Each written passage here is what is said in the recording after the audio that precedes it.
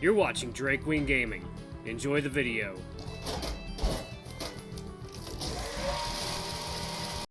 Hey guys, Nary here from Drake Wing Gaming. So if you know me on Twitter, The Gaming Dragon. Today I'm coming at you another Let's Play episode of Echo, Jenna's Path. So, after we went to the last episode, we went and we met Heather. And she's a bit ditzy, and Jenna was telling us a little bit about her past and how she tried to help Heather through some hard times, and Heather ended up kind of ruining her life because she was very vindictive. But anyway, guys, just sit back and enjoy and let me entertain you, and let's start Alarm Chan. Alarm Chan, you are engaged, and let's jump right into it. Alright. I had my paw smashed in a locker, was fired from my part-time job, and lost all my friends outside of you guys. Jenna gestures to the both of us. She made herself the sufferer in that narrative, the one who had mistakenly trusted the weird, horny anime girl. Jenna takes in a sharp breath from her nostrils, her composure otherwise completely solid. And she didn't even have the dignity to atone for her actions when the chance was standing right in front of her. She continues to lie and manipulate her way through every social interaction to make herself feel better. It's the perpetuation of this endless cycle of perceiving herself as this sort of eternal victim, when in reality, it's complete delusion that hurts her and everyone around her. With the way Jenna rattles off point after point regarding Heather's transgressions, it's evident this is something she's thought about greatly. Maybe even rehearsed. I can't believe you never told me any of this. When I was hanging out with you guys, that whole drama was the last thing I wanted to think about.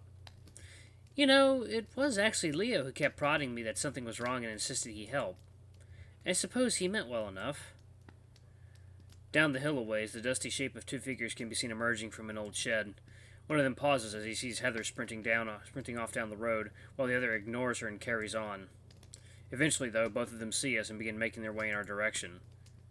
Well, here comes the gang. I sidestep over to Jenna, lowering my voice some. But, are you okay? Jenna seems slightly surprised at the question, giving me a slight smile. Maybe one day she'll realize what she did, even if it's not today. So, put it simply, I'm good, Chase. Thank you for your concern. After what she just expressed, that's a bit of an oversimplification, but I'm not going to press the issue. She probably really wanted that catharsis. So, why did you come back with your posse to intimidate us? Alright, let me try that again, guys. So, what? Did you come back with your posse to try and intimidate us or whatever? Jeremy's dull eyes are focused on me. I'm starting to feel increasingly intrusive, standing next to their bonfire with their beer. This is definitely the sort of shit that would get me smacked down as a kid. Is he here? The smaller bat whispers to Jeremy, seeming to be walking directly behind him as if trying to stay away and stay out of sight. Nah, man. Micha. That's his name. Micha. I've been mispronouncing his name. So it's Micha. It's Micha. Micha lets out a relieved sigh, and after a moment, the familiar white fuzzy form of Micha emerges from behind the rotund fennec. He's clutching something, though, a long piece of rebar. At first, I think he's holding a sort of self-defense weapon, but then I noticed the hot white ash coated on the end. I guess it's a makeshift poker for the bonfire. Hello, Jeremy. Hey, sis. Man, I'd like to ask how you been, but I'm assuming good, right? Generally speaking, yes. Where's Heather? Oh, she had to go do something real quick. I think she'll be back. Well, like I said, I'm well enough. However, we are still looking for Carl, as Chase here made you aware yesterday. Jimmy looks over to me with a tepid expression, the faint outlines of a grimace forming at the edge of his muzzle. Really? Really? Flynn steps up, the gila tall enough that his shadow falls directly upon the smaller fennec. Whoa, Rockabilly, I don't see you much out here. Fucking wonder why. Micha glares at him from across the bonfire, the shifty-looking bat increasingly agitated by her presence. We told Skizzle all we knew yesterday. Evidently not, and yeah, don't call him that. Jeremy lets out an amused noise, though it's clear he's also getting a bit tense, especially with Flynn's looming form. Heather was saying y'all were talking about Carl after the drop, all secretive-like. Shortly after, he fucking disappears. You tit-dirts want to extrapolate on that? Tit-dirts. Jeremy lets out an astonished puff of air, turning to peer past Jenna at me. Wow, dude, really? Like, wow, dude, you really did fucking go crying to your friends for help. I feel a knot starting to form in my stomach, and I resist the urge to clench my fists. I'm just trying to find Carl. He's your friend too, right? Fuck no. Rich tits don't get any love around these parts. Didn't even think the guy had friends anymore after you two left.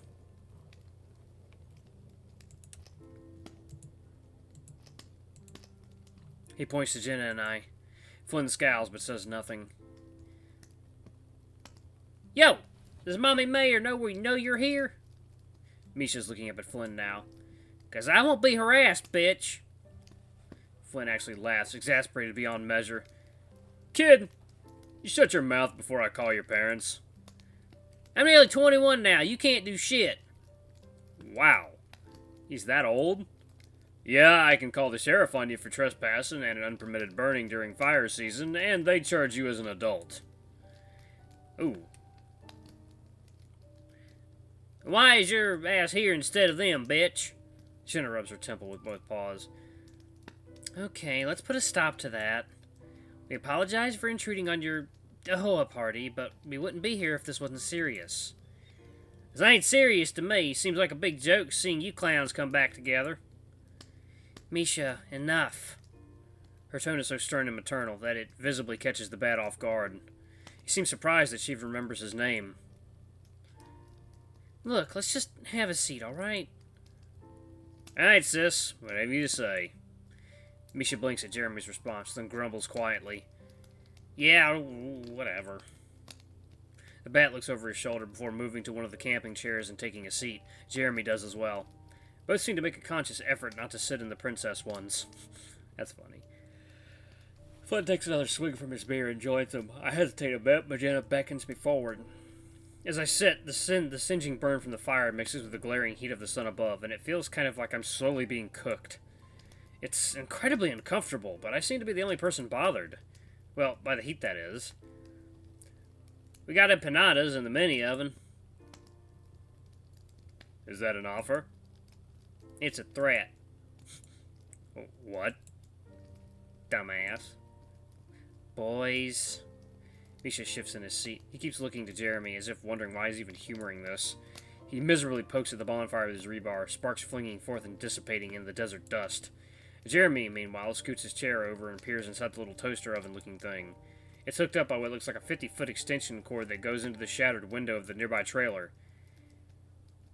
Yeah, I'd probably need a little bit more time cooking anyway. Now, about Carl. Yeah, didn't want to tell you, you know. He gesticulates toward me. He's been, really depressed as of late.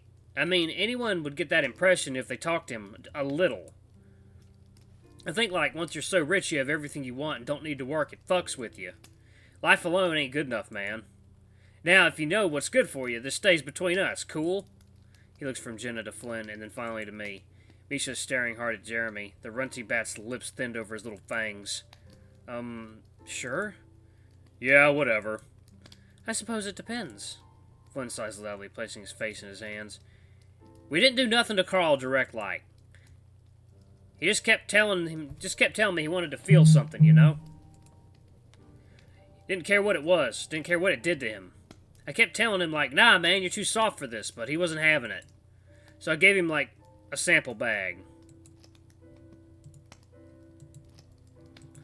Oh, so Carl became one with the sun and the moon and the earth, and he absorbed into the universe. Okay, got it. I thought you told me you didn't give him anything else. I said I didn't give him anything laced. There's a difference, yo. Plus, I figured you would have found his tweaking fat ass by now. A sample bag of what? Flynn practically growls. Speed. You gave Carl meth. Carl asked for fucking meth? That's horse shit. I don't know what to tell you, man. You must not know him as well as you think. Carl and meth? It doesn't make any sense. Carl got really into the enlightened drug use thing in high school, but he was never on board with stuff that hard. Flynn is fuming in his seat, and even Jenna looks perplexed. Jeremy, why are you getting meth? Yo, that's enough questions.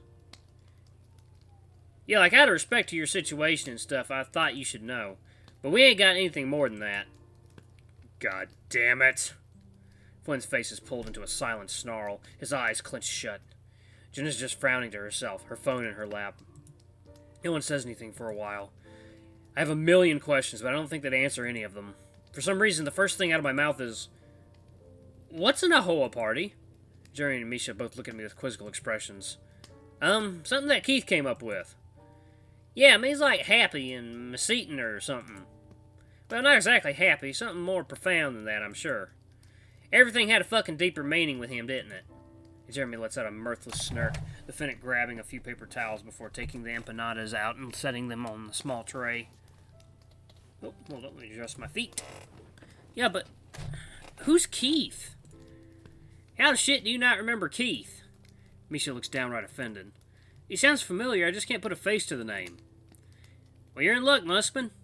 I'm not sure what he means until I see him move to pick up something sitting in one of the half-folded-up camping chairs. It's a picture frame with a bunch of different pieces of handwriting on the back. To my surprise, he walks over and hands it to me. Huh. Keith. Interesting. In the frame, there's a pretty unelaborate picture of a stoned-looking fox guy. He's in a ratty lifeguard bucket hat and wearing an oversized hoodie with his stylized-looking eye on it. I feel like I've seen him before, but only in passing. You bring this with you everywhere? Just to the bonfires. Kind of like the super old tradition we picked up after what happened.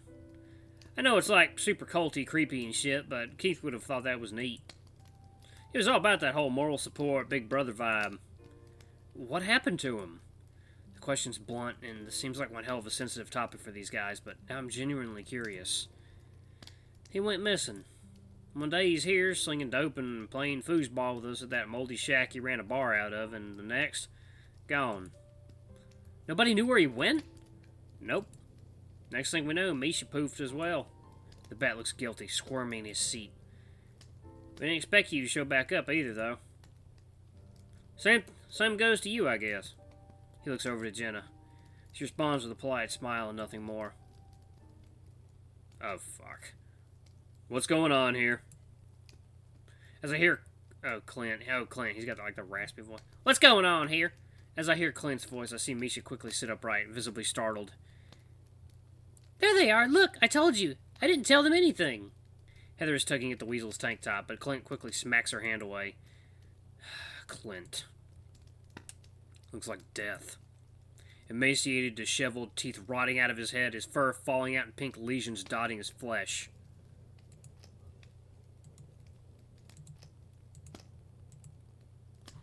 Jeremy and Micha look pretty rough, but nowhere near as bad as him.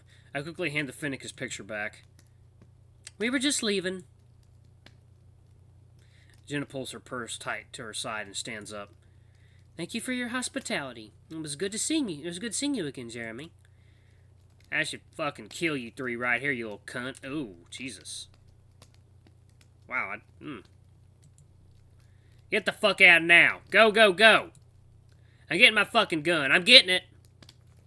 Clint stomps off toward the nearby trailer, swearing up a storm. Oh, dear. Oh, shit. Micha quickly refocuses his attention on the rest of us. Yeah, get the hell out of here. I half expect Flynn to start shouting back, but instead I look over. He's already up. The Gila is making a clicking noise and gesturing with his head toward his truck. No, Clint, it's okay, I swear. I quickly get out of my seat and fast walk to catch up with him, and Jenna does the same. What the hell? It's all Jenna can say. She shakes her head in disbelief. We hop in Flynn's ride and take off without looking back. Truly. What the hell? Jenna repeats herself. She's sitting in the back seat, still peering out the rear window with a boggled expression plastered on her face. I hear you. What a fucking mess. At least now we know they were hiding stuff about Carl. I try to shine at least some optimism on the situation, however faint that is. We came out here to get information, and we did learn that there was information to be had, so not a complete wash. I don't believe for a titty fucking second that Carl's dabbing in crank. Not saying they're responsible, but they do know something. Honestly, I don't believe they have the wherewithal to plan and successfully carry out something so malicious as a kidnapping. Flynn lets out a long sigh, keeping the truck steady along the dirt road with one hand while the other rubs his scaled face. That doesn't help us figure out what the fuck to do next. Where are the goddamn cops? I'm the fucking city clerk. Why am I stuck doing this shit? There's a silence in the cabin, Jenna turning back around to peer in Flynn's rearview mirror at him. Because you're his friend and you care about him. Flynn sees at these words. That's not helping, Jenna. I pull out my phone, holding my thumb over the display button. Only 50% battery life. I'll have to remember to charge it later. Should I text Leo? Text him what? That you want him to raw you again? Flynn lets out a little huff and Jenna gives Elijah a stern look. What? I mean, about what they just told us. There ain't no reason to. It's all pussy willow lies. After a while he sighs, sounding defeated. Flynn reaches into his pocket, holding up his slightly antiquated-looking phone. I'll just post in the group chat a quick summary. Okay. And I'll make sure to let them know how sketch they were being. I nod, despite the fact that no one is currently looking at me. I step outside into the cool air, letting my feet rest on the hard asphalt of the parking lot. I stand there, enjoying the openness of my surroundings. You can only be cooped up with 2 other people in one room for so long before it becomes increasingly apparent you're all just breathing each other's air. TJ had tried to keep Leo company today, while they went out looking for Carl, but TJ was saying Leo was really distant. They ended up getting to the little recreational camping spot right before the lake, and Leo just said he had to go, left TJ there without a ride. He said he didn't mind because he enjoys the walk, but Leo's behavior had him worried. Jenna steps out beside me, fidgeting some with her hair. Tough day, huh? Mm-hmm. She responds quietly. So, if we're gonna search tomorrow, have you... I'd actually rather not talk about Carl and the search effort right now, if that's alright with you.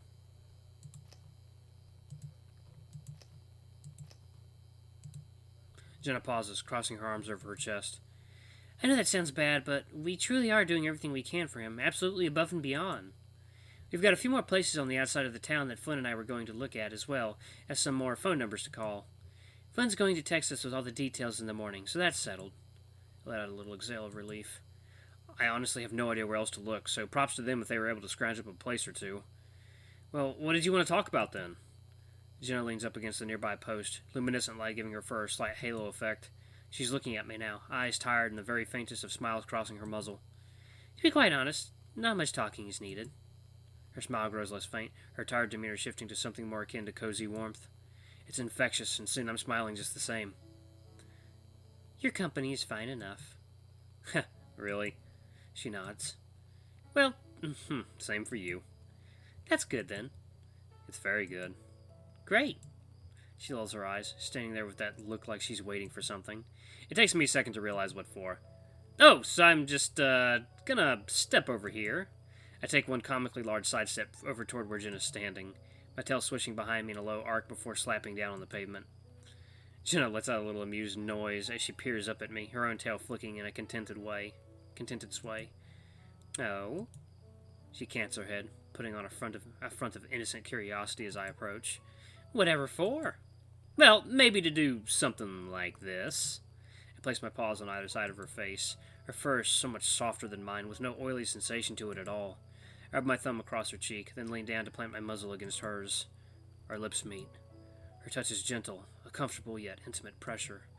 Soon, she opens her mouth and I find myself doing the same.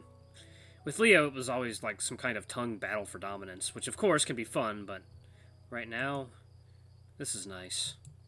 I can feel goosebumps on the back of my neck as her breath meets mine. It kind of smells like oatmeal. Had she been getting into dinosaur egg oatmeal packets I brought? Oh my god, I have some of those in my kitchen right now. The dinosaur egg ones, oh my god. I hope not. I only have a few of those. You idiot, don't focus on that. Jenna pulls back after a few seconds, her face radiant and glowing. She looks content despite everything going on. She hums to herself in thought. I take her smaller paws in mine, interlacing our fingers. Is something on your mind? Just never kissed a guy in a motel parking lot. She looks up toward the sky. At night. Oh. That response was not exactly what I had been expecting. Just everywhere else then? I tease, quickly putting on a big goofy smile to emphasize how much I'm joking and hoping to God she doesn't get offended. Right. I'm just making sure I remember to add it to my list. She says this with complete deadpan before pushing away from the post and turning to head back inside. Well, wait, I was just messing with you. No, I know. She walks past me, swinging her arm and smacking me squarely on the ass. The shock of it renders me completely off balance. It's really hard to read Jenna. It has been quite a long time since someone's done that to me, and I feel my face flush with the heat as Jenna walks away. I can see her proud of herself smile stuck to her muzzle even with her back turned. God, what a backside. To quote the words of the great Michael Rosen, nice. I was so nervous when we did it before. I guess I didn't really have time to appreciate things. Wish I could sleep in your bed tonight. I speak without thinking and Jenna stops, her paw on the door handle. The audible thunks of TJ fussing about inside punctuate the silence. What's stopping you? A genuine question, but she doesn't stick around for the answer. And then I'm alone. I'll stop it right there. Yep, there we go. Oh, man. Ooh. Ooh, God, I cannot wait. Oh, I love the relationship these two are forming. It's so playful and energetic. So much back and forth. I love it. Lively couple. They're going to have some wonderful children. But anyway, guys, thank you so much for watching. Don't forget to like, comment, subscribe, and ring that notification bell to the next video. I love you all. I'll see you next time. Bye-bye.